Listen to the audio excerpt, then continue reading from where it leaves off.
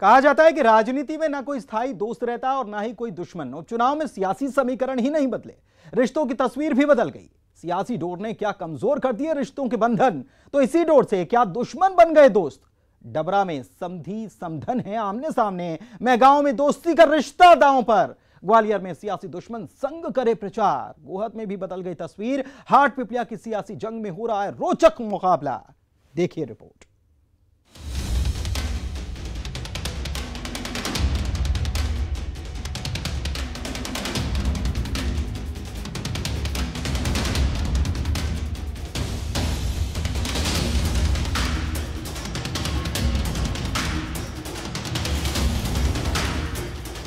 Dabra seat पर समधन समधी एक दूसरे की आवभगत में वोटर के पास नहीं जा रहे, बल्कि एक दूसरे के खिलाफ दोनों ने मोर्चा खोल दिया है। बीजेपी कैंडिडेट इमरती देवी और कांग्रेस कैंडिडेट सुरेश राजे दोनों की रिश्तेदारी है, समधी समधन है दोनों, लेकिन चुनावी मैदान में एक दूसरे को हराने के लिए दोनों ने कमर कस ली है। सियासत में बदल गया है रिश्तों का चेहरा। राज सिंह भाई साहब संग हैं, माननीय नरेंद्र सिंह तोमर संग हैं, माननीय नरोत्तम मिश्रा जी संग हैं, सारा मंत्रिमंडल और केंद्रीय सारे लोग इमरती देवी के साथ हैं और जनता तो मेरे साथ है ही पूरी डबरा की। भाई भाई सामने लड़ता है, लड़ते हैं कि नहीं लड़ते? चाचा ताऊ सामने लड़ते देखे होंगे इसी देश में, इसी मध्य प्रदेश में अपन ने। और ये कोई बहुत बड़ा मुद्दा नहीं है। हाँ, मेरा टिकट रोकने के लिए काफी प्रयास किए इस मुद्दे को बनाने के, लेकिन वो असफल रहे। कहते हैं खून के रिश्ते से बढ़कर होता है दोस्ती का रिश्ता, लेकिन इस रिश्ते का रंग भी चुनावी रंग में फीका पड़ गया। महगांव से कांग्रेस उम्मीदवार हेमंत कटारे और बीजेपी कैंडिडेट ओपीएस भदौरिया अच्छे दोस्त माने जाते रहे हैं। दोनों कभी एक दूसरे की राजनीति के रास्ते में आड़े नहीं आए, अब एक दूसरे के खिलाफ चुनावी जंग लड़ रहे हैं। मुझे लगता है ये बहुत दुर्भाग्यपूर्ण है और ये हताशाजनक व्यवहार है, क्योंकि ओपीएस भदौरिया जी चुनाव हार रहे हैं तो उनका कार्यकर्ता निराश और हताश होकर के ओबीसी वर्ग के ऊपर जो अत्याचार कर रहा है, मुझे लगता है ओबीसी को इसका स्वयं ही आके जवाब देना चाहिए और जवाब देने का समय 3 तारीख को आ रहा है। आंसू बहाने का प्रयास हेमंत कटारे कर रहे हैं। इनकी हकीकत भिंड जिले की जनता जानती है। जिस तरह से खड़े होकर के हमारे हरिजन भाइयों और दलित भाइयों पर इन्होंने अत्याचार किया। सियासत में अपनों के पराये होने और सियासी दुश्मनी के किस्से आपने देख लिए, लेकिन बात अब सियासी दुश्मनों के एक दूसरे को गले लगाने की। ये तस्वीर आखिर क्या बयां कर रही है? जयभान सिंह पवैया, जो सिंधिया के घोर विरोधी माने जाते रहे हैं, वो सिंधिया समर्थक बीजेपी कैंडिडेट प्रद्युमन सिंह तोमर के लिए चुनावी प्रचार में एक साथ दिखे।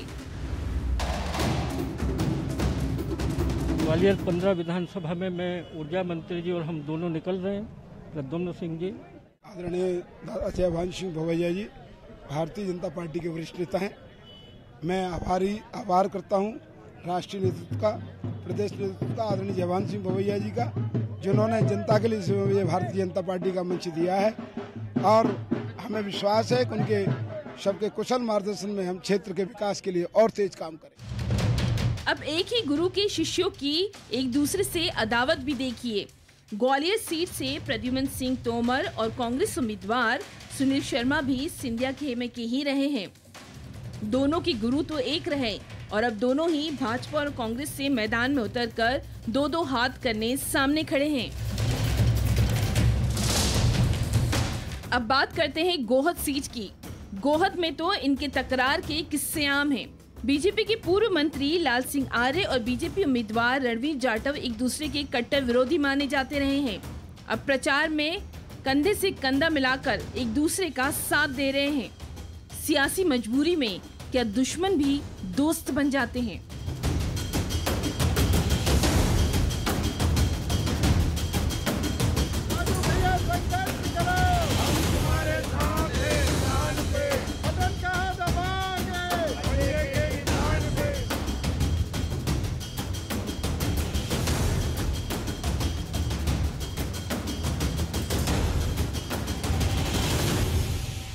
हाट पिपलिया सीट पर कभी उम्मीदवारों के पिता के बीच हुई थी सियासी जंग, अब मैदान में उतर गए हैं बेटे।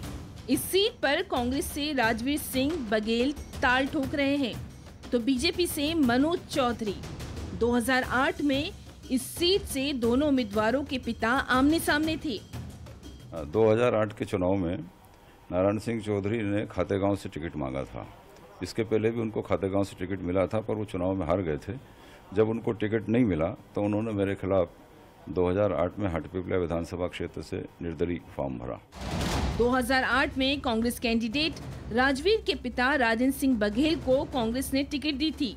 इससे नाराज होकर बीजेपी कैंडिडेट मनोज चौधरी के पिता नारायण चौधरी ने निर्दलीय चुनाव लड़ा था और राजेंद्र सिंह बघेल की हार का कारण बने थे। फिर 2013 में दोनों दुश्मनी भुलाकर साथ हो गए और अब 2020 में अपने बेटों के लिए प्रचार कर सियासी जमीन मजबूत कर रहे हैं। उनकी वजह से करीब 16-17 हजार वोट कांग्रेस के कटे, जिसके कारण मात्र में 220 वोट से चुनाव हारा। सियासत में दिखाई दे रही है एक अलग तस्वीर। सियासत में बदल गए हैं रिश्तों के मायने और बन गए हैं नए समीकरण। भोपाल से रंजना दुबे के साथ bureau report, news 18 Madhya Pradesh Chhattisgarh. Emotional card भी खेला जा रहा है। बड़ा मलहरा में आखिर आंसू पर क्यों हो रही है सियासत? सवाल यह कि इस सियासी तमाशे में वोटर के मुद्दे क्या गायब हो गए? देखिए।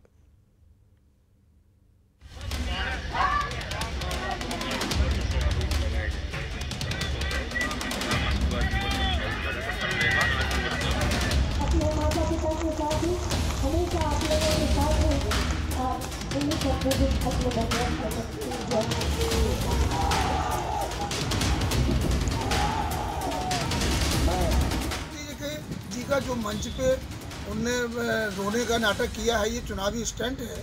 आरोप पर दुखी नहीं थे, दुखी तो हम यहाँ हमारे क्षेत्र के साथ जो हो रहा है, जो अन्याय हो रहा है, उस वजह से हमारे आंसू आए थे। कहीं ना कहीं भारतीय जनता पार्टी को हार का डर है।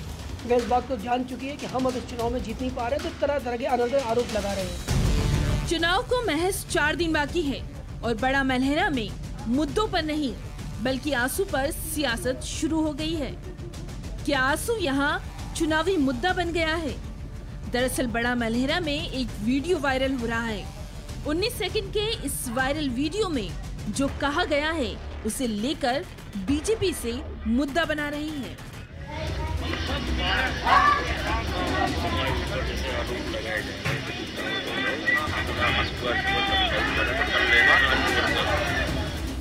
जो वीडियो वायरल हो रहा है उसमें जिस बात को लेकर बीजेपी कांग्रेस की घेराबंदी कर रही है वो है, इस वीडियो में छतरपुर से कांग्रेस विधायक आलोक चतुर्वेदी रामसिया भारती के कान में बोलते सुनाई दे रहे हैं कि थोड़ा आंसू टपका लेना, हाथ जोड़ लेना।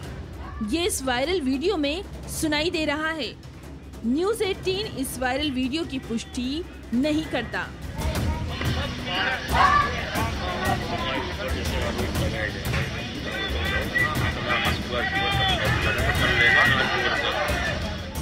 दरअसल बड़ा मलहरा में 28 अक्टूबर को कमलनाथ कांग्रेस उम्मीदवार रामसिया भारती की सियासी जमीन मजबूत करने के लिए सभा लेने गए थे।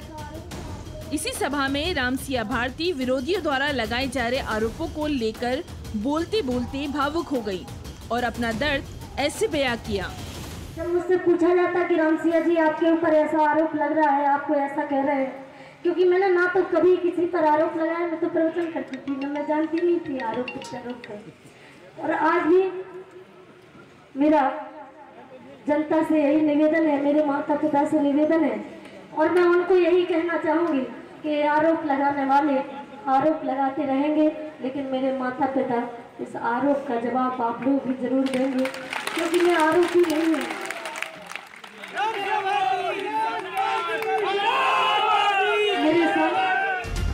बीजेपी इस आंसू को सियासी आंसू बता रही है। इस आंसू पर कांग्रेस को आड़े हाथों ले रही है बीजेपी और कह रही है कांग्रेस को हार का डर सता रहा है। जी का जो मंच पे उनने रोने का नाटक किया है, ये चुनावी स्टंट है। और यदि उनको इतनी भावुक है, वो महिलाओं के प्रति इतना उनको वो है, तो उनको उस समय रोना चाहिए जब कमलनाथ जी ने इमरती देवी जी के बारे में इतनी गंदी बात बोली थी। वहीं कांग्रेस का सवाल, 15 महीने में प्रद्युम्न सिंह लोधी ने क्या काम किया, ये तो बताइए। प्रद्युम्न सिंह लोधी की चर्चा की जाए तो 15 महीनों में इन्होंने बड़ा मलहरा में क्या किया? किस मुंह से जनता के सामने जाएंगे? तो कहीं ना कहीं ये स्पष्ट हो चुका है कि भारतीय जनता पार्टी अपनी हार के डर से आरोप पर आरोप लगाकर चुनाव को प्रभावित करना चाहती है।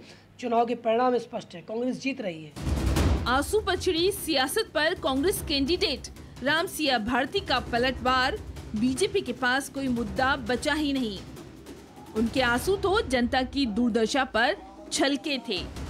आरोप पर दुखी नहीं थे, दुखी तो हम यहाँ हमारे क्षेत्र के साथ जो हो रहा है, जो अन्याय हो रहा है, उस वजह से हमारे आंसू आए थे। और बाकी आरोप की जहाँ तक बात है तो वो तो व्यक्तिगत आरोपों पर आ जाते हैं। उनकी विचारधारा अब राजनीतिक नहीं बची है, वो राजनीतिक मुद्दों पर बोलते ही नहीं है, वो तो व्यक्ति के व्यक्तित्व पर सीधा अटैक करते हैं। बड़ा मल्हेरा में जुबानी जंग तेज हो चुकी है और प्रचार ने भी आखिरी दौर में जोर पकड़ लिया है। बीजेपी उम्मीदवार प्रद्युमन सिंह लोधी की सियासी जमीन मजबूत करने के लिए दिग्गज 7 सभाएं कर चुके हैं। इस पर भी कांग्रेस उम्मीदवार रामसिया भारती इस अंदाज में तंज कस रही हैं। अपनी पार्टी की तरफ से अपना काम कर रहे हैं और उनको पता नहीं, जनता सब समझ चुके हैं कि अब हमारे साथ क्या होने वाला है, इसलिए बार बार आ रहे हैं। वो तो यहाँ 3-4 बार आ चुके हैं और अभी और आएंगे वो अब वो तो लगातार आते रहेंगे। इन सब के बीच बड़ा मल्हेरा की एक तस्वीर जरूर देखिए, जहां इस सियासी जंग में वोटर सभी सियासी पार्टियों से सवाल कर रहा है कि आखिर इस सियासी तमाशे में उनके हिस्से क्या आएगा, उनके मुद्दे की बात कौन करेगा। इस इमोशनल कार्ड, विवाद और आरोपों के अखाड़े में वोटर आखिर किस पार्टी पर मोहर लगाएगा। छतरपुर से सुनील उपाध्याय के साथ bureau report, news 18, Madhya Pradesh, Chhattisgarh. के बाद आपका स्वागत है। क्या उस विधानसभा से चुनावी मैदान में उम्मीदवार के दोबारा उतरने पर पसीने छूट जाते हैं? आखिर क्यों चुनावी खेल में वोटर एक बार जिसे अपना सिरमौर बनाता है, दूसरी बार वो वापस पवेलियन लौट जाता है? आखिर कौन सी है वो विधानसभा सीट जहां कई साल से चला आ रहा है ये मिथक, कैंडिडेट की दोबारा एंट्री, जीत की नो गारंटी?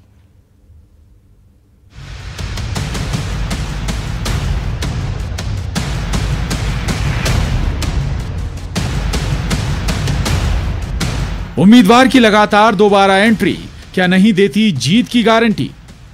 लगातार दूसरी बार उम्मीदवार के चुनावी मैदान में उतरने पर क्या बढ़ जाती है सियासी पार्टियों की धड़कन? क्या उम्मीदवार के छूट जाते हैं पसीने? 40 साल से सांवेर सीट से जुड़ा है ये मिथक ये कि ये सीट दूसरी बार नहीं देती उम्मीदवार को जीत का मौका।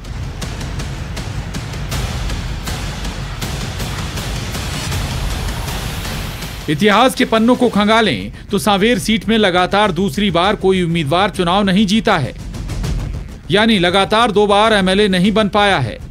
एक ही प्रत्याशी को रिपीट नहीं करते सांवेर के वोटर। 1980 से 2018 के चुनाव में कभी कोई प्रत्याशी दोबारा चुनाव नहीं जीत सका।